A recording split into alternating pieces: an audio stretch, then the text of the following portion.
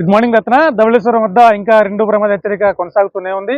అయితే వర్షాలు అయితే గత 2 రోజులుగా తగ్గుముఖం పట్టాయి, కానీ ఎగురు కురుస్తున్న వర్షాల కారణంగా భారీగా వరద అయితే మాత్రం వస్తూనే ఉంది. ధవళేశ్వరం ఆనకట్ట వద్ద నుంచి సుమారుగా 13.70 లక్షల క్యూసెక్కుల నీటిని కిందికి విడిచిపెడుతున్న పరిస్థితుంది. అలాగే మొత్తం ఏజెన్సీలోని ఇంకా విలీన మండలాలు కావచ్చు, కొన్ని చింతూరు, ఎటపాక గ్రామాలకు ఇంకా రాకపోకలు పునరుద్ధరణ జరగలేదు. ఆ గ్రామాలకు వెళ్లాలంటే ఇప్పటికీ పడవల్లోనే వెళ్లాల్సిన పరిస్థితి ఉంది.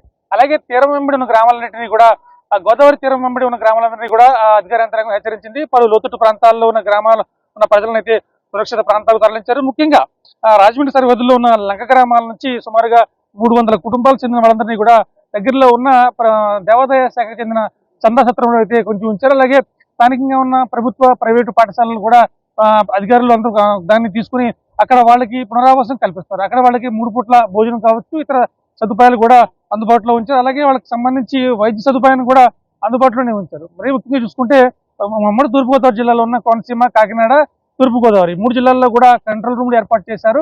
ఒకవేళ వర్షం తగ్గినప్పటికీ కూడా ఎగువన కురుస్తున్న వర్షాల కారణంగా భారీగా ప్రవాహం కిందికి రావడంతో ఇప్పటికే భద్రాచలం వద్ద కూడా 50 అడుగులు పై నీటి జరుగుతుంది. ఒకవేళ భద్రాచలం వద్ద నీటి మట్టం తగ్గుముఖం పట్టినప్పటికీ కూడా ఆ ఫ్లో అంతా కూడా సుమారుగా 10 గంటల వ్యవధిలో రాజమండ్రి చేరుకుంటుంది. సో ఆ సమయంలో కూడా ఇక్కడ నీటి మట్టం ఇంకా పెరిగే అవకాశం ఉంది. ప్రస్తుతానికి మాత్రం రెండవ ప్రమాద హెచ్చరిక కొనసాగుతూనే ఉంది.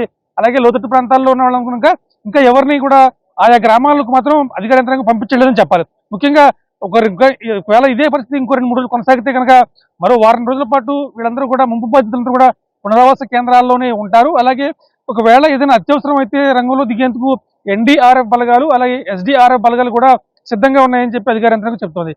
అంటే లోతట్టు ప్రాంతాల్లో ఉన్న పశుగ్రాసం కోసం ఇబ్బంది పడుతుంటే వాళ్ళందరినీ కూడా, ఆ పశువులన్నింటినీ కూడా గట్టు ప్రాంతాలకు తరలించి ప్రభుత్వం ప్రత్యేకంగా పశుగ్రాసం అలాగే దాణా ఏర్పాటు చేసే కార్యక్రమాలు చేస్తున్నారు. అలాగే ఇక విలీన గ్రామాలు చూసుకుంటే భూపతిపాలెం రిజర్వాయర్ వద్ద నుంచి సుమారుగా 1000 క్యూసెక్కుల నీటిని కిందికి విడిచిపెడుతున్న పరిస్థితి ఉంది. ధవళేశ్వరం వద్ద మాత్రం ఈ రోజు కూడా రెండవ ప్రమాద హెచ్చరిక కొనసాగుతూనే ఉంది. అలాగే కాకినాడ జిల్లా చూసుకుంటే సముద్ర తీర ప్రాంతంలో ఉన్న మత్స్యకారులందరినీ కూడా వేటకి వెళ్ళవద్దని చెప్పి స్పష్టమైన ఆదేశాలు జారీ చేశారు. అలాగే ఒకవేళ ఎవరైనా వెళ్ళాల్సి వస్తే మాత్రం ఖచ్చితంగా మీకు సంబంధించిన నెంబర్ ఇమ్మని చెప్పి వాళ్ళు డీటెయిల్స్ ఇచ్చి సముద్రంలోకి వెళ్లాల్సిందిగా హెచ్చరికలు జారీ చేశారు. కోనసీమ జిల్లాకు సంబంధించి సుమారుగా 335 కిలోమీటర్ల గోదావరి పరివాహక ప్రాంతం ఉంది. దాంట్లో కొన్ని చోట్ల గట్లు దిగిపోయే అవకాశం ఉంది. గట్లు బలహీనంగా ఉన్న చోట్ల ఇసుక బత్తాలు, కర్రలతో ప్రత్యేకమైన ఏర్పాటు చేసి గట్టులను పటిష్టం చేసే ఏర్పాట్లు అయితే కొనసాగుతున్నాయి. మరోవైపు సందర్శకుల నుంచి, అంటే గోదావరి ఉధృతిని చూసేందుకు వివిధ ప్రాంతాల నుంచి యువత కావచ్చు, కొంతమంది సెల్ఫీలు దిగేందుకు పెద్ద ఎత్తున ఇక్కడ చేరుకున్నారు. అయితే పోలీసులు మాత్రం వాళ్ళందరినీ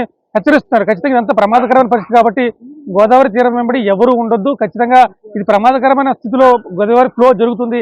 ఎట్టి పరిస్థితుల్లో కూడా గోదావరి తీరం వెంబడి ఎవరు ఉండొద్దు. ఒకవేళ ఉన్న గ్రామాలను కూడా దూరంగా తరలించిన పరిస్థితి. ఈ నేపథ్యంలోనే కొంతమంది యువత గుర్రంలో వచ్చి సెల్ఫీలు తీసుకునేందుకు కావచ్చు, లేకపోతే ఫోటోలు తీసుకునేందుకు తెగబట్టడంతో పోలీసులు మాత్రం కట్టుదిట్టమైన భద్రత ఏర్పాటు చేశారు. తీరం వెంబడి పోలీసులు అయితే ఉన్నారు. ఎక్కడైనా కూడా ఎవరైనా కానీ గోదావరి చూసేందుకు వచ్చినా కానీ దూరంగా ఉండేలా చూస్తున్నారు. అలాగే ఓపెన్ గా ఉన్న ప్లేసుల్లో మాత్రం గోదావరి దగ్గరికి వెళ్లకుండా బారికేడ్లు ఏర్పాటు చేసి దూరంగానే వాళ్ళని అదుపు చేసే ప్రయత్నం అయితే కొనసాగుతుంది. ఏదేమైనా కానీ 3 జిల్లాల్లోనూ ప్రస్తుతానికి అయితే వర్షం అయితే లేదు, కానీ వరద ప్రవాహం మాత్రం ఉధృతంగా కొనసాగుతుందని చెప్పాలి. ఎగువన కురుస్తున్న వర్షాలు కావచ్చు, అలాగే సీలేరు ఏజెన్సీలో పొంగుతున్న వాగులు కావచ్చు, వీటన్నిటి కారణంగా ప్రతి గంటకు కూడా గోదావరిలో నీటి మట్టం పెరుగుతూనే ఉంటుంది. సో ఈ నేపథ్యంలో ఎప్పటికప్పుడు అధికార యంత్రాంగం ప్రతి గంటకి కూడా రీడింగ్ తీసుకుని ఉన్నతాధికారుల దృష్టికి చేరవేయడం, అలాగే కంట్రోల్ రూమ్తో ఎప్పటికప్పుడు అందుబాటులో ఉండటం తదితర కార్యక్రమం. మరీ ముఖ్యంగా చూసుకుంటే ఈ వారం రోజుల పాటు మొత్తం అన్ని శాఖలకు సంబంధించిన అధికారులందరూ కూడా సెలవులు రద్దు చేసుకుని అందుబాటులో ఉండాలని చెప్పి, కంట్రోల్ రూమ్ వద్ద అందుబాటులో ఉండాలని చెప్పి అధికార యంత్రాంగం చాలా స్పష్టమైన ఆదేశాలు జారీ చేసింది. దాంతోపాటు సుమారుగా ఉమ్మడి తూర్పుగోదావరి జిల్లాలో 70,000 హెక్టార్లలో పంట నష్టం సంభవించింది. గత వారం రోజులుగా కూడా ఆ పంటలన్నీ కూడా నీటిలో మునిగి ఉండడంతో ఆ పంటలన్నీ కూడా మునిగిపోయిన పరిస్థితి ఉంది. ఒకవేళ మొత్తం ఈ వరద ప్రభావం నుంచి పూర్తిగా కోలుకున్న తర్వాత ప్రత్యేకంగా వ్యవసాయ శాఖ అధికారులతో సర్వే జరిపించి మొత్తం నష్టపరిహారాన్ని అంచనా వేస్తాం.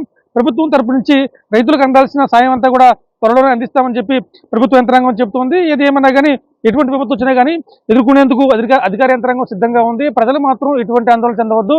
ఒకవేళ వరద ప్రభావం తగ్గినప్పటికీ కూడా అప్పుడే గ్రామాల్లోకి వెళ్లే పరిస్థితి ఉండదు కాబట్టి ముందుగా ఆ గ్రామాల్లో శానిటేషన్ పూర్తి చేసిన తర్వాత మీరు గ్రామాల్లోకి వెళ్ళండి. ఈ లోపు మాత్రం ఎట్టి పరిస్థితుల్లో మాత్రం మీ గ్రామాలకు మీరు వెళ్ళొద్దని చెప్పి అధికార యంత్రాంగం మాత్రం ఆ ప్రజలను కోరుతున్న పరిస్థితి ఉంది రత్న. For more videos like this, subscribe Big TV channel.